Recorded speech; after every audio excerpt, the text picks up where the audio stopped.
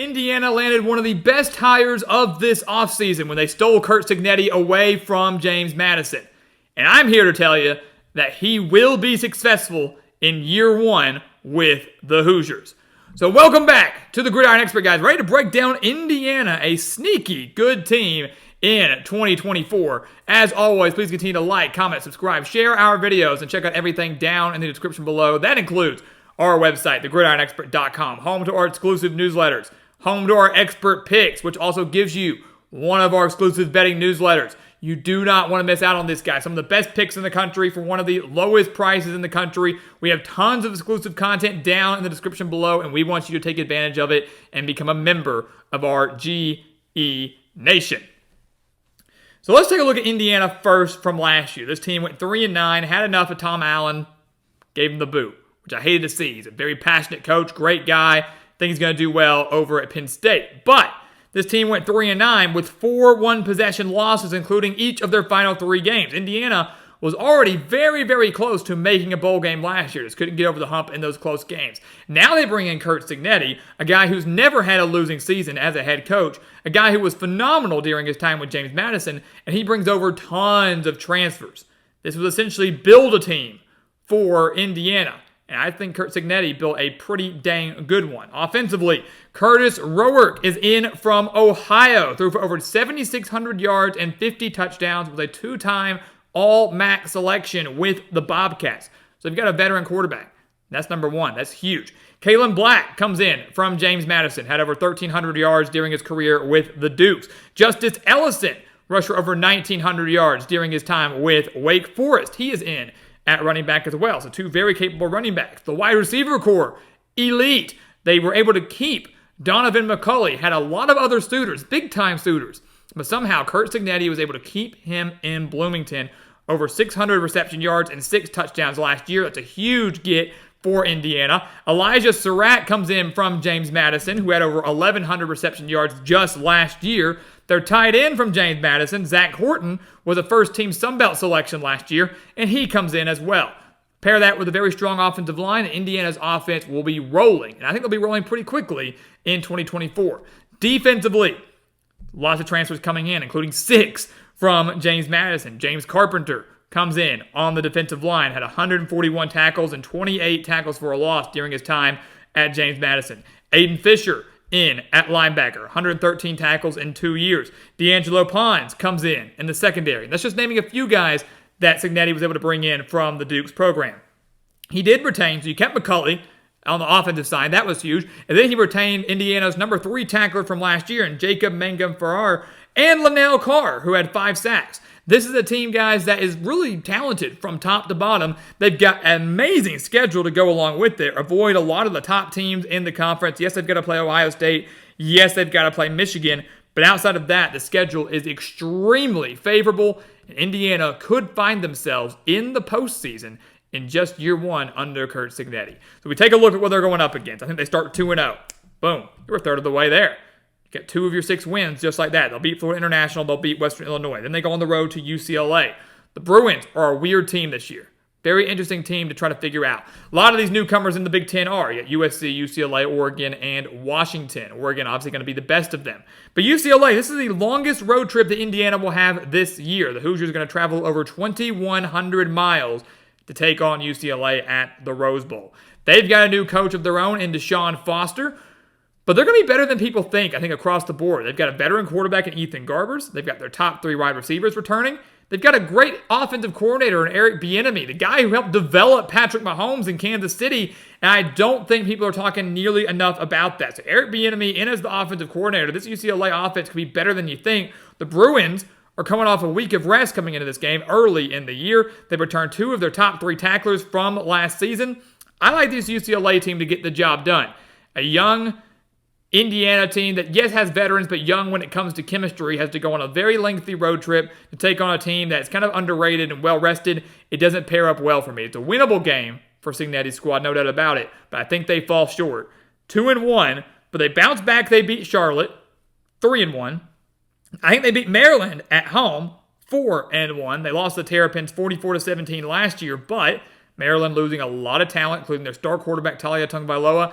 How quickly can MJ Morris take the reins as the starting quarterback? Does Maryland find a bit of a running game to complement the passing game that could struggle a little bit? Maryland's got a very good front seven. But what about their secondary? This could be a game where Curtis Roark and those wide receivers have a big day against Maryland at home. They get the job done. They're 4-1, and I think they beat Northwestern to get to 5-1. The Wildcats, yes, went 8-5 last year. Yes, it was an amazing story in year one under David Braun. It was a great, great story out of Evanston. But Northwestern's going to struggle mightily in 2024. They're going to take a major step back. And so while, yes, this is on the road, and yes, while Indiana has not won in Evanston since 1993, the Hoosiers own the edge on both sides of the ball, and they can overcome the road game. They can overcome the home field advantage, if you want to call it that, for Northwestern.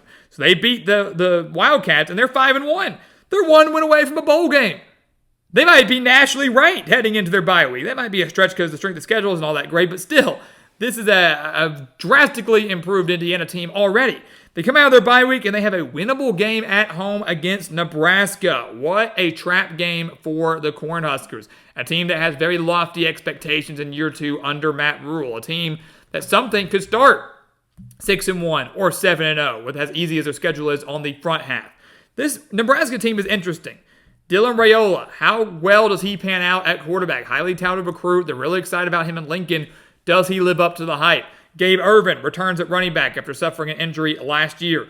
But the difference maker to me in this game is Nebraska's defense. Their defense, despite not making a bowl game last year, was very, very good, allowing just 18.3 points per game and only 93 rushing yards per game.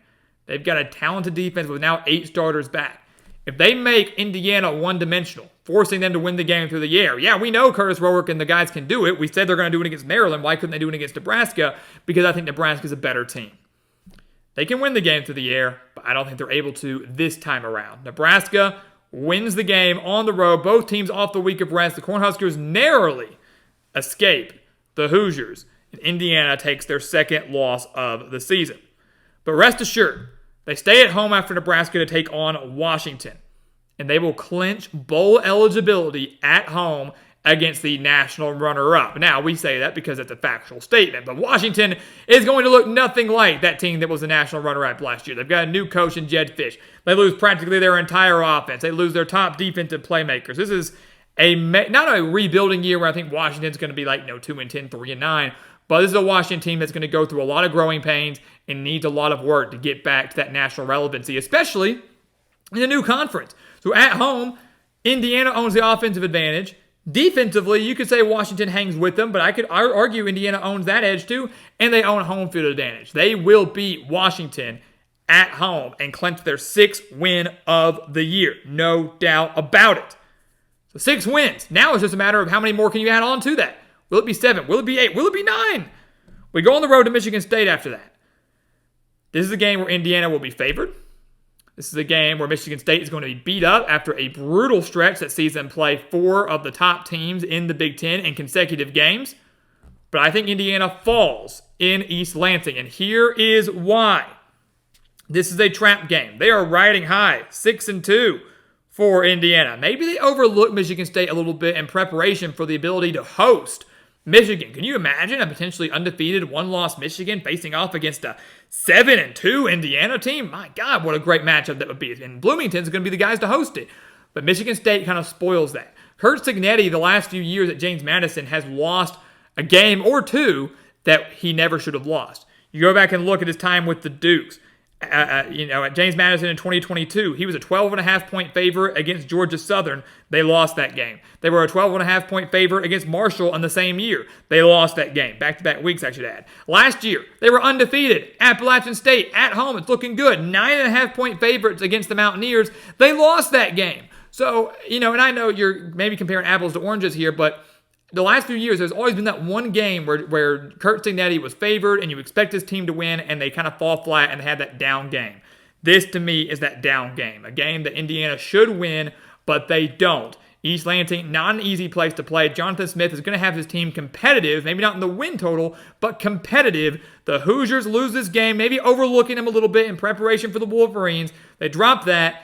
They then lose to Michigan, who I would have picked them to lose to anyways. Even if they beat Michigan State, I'm still picking them to lose to Michigan. So they lose to the Wolverines, come out of their bye week, lose to Ohio State. So now 3 straight losses, obviously not ideal, but you're playing back-to-back games against 2 of the best teams in the Big Ten, in Michigan and Ohio State. And they come home, their big-time rivalry against Purdue, the Old Oaken Bucket game.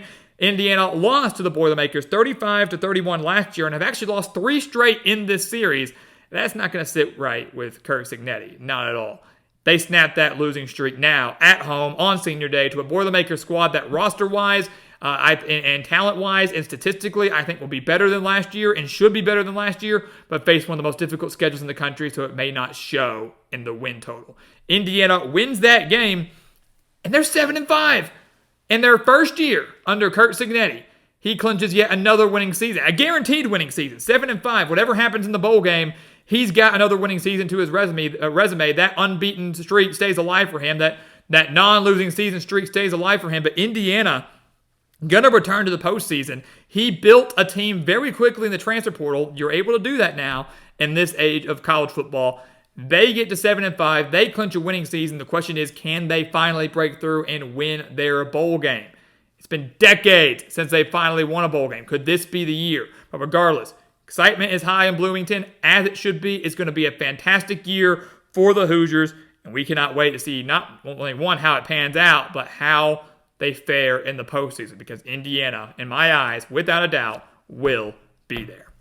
So guys, as always, thank you so much for watching us here at the Gridiron Expert on YouTube. Make sure to continue to like, comment, subscribe, share our videos, and check out everything down in the description below. That includes our website, thegridironexpert.com, home to those expert picks, home to those exclusive newsletters. We want you to take advantage of those and become a member of our GE Nation. And once again, as always, thank you so much for watching, and we'll see you next time right here on the Gridiron Expert.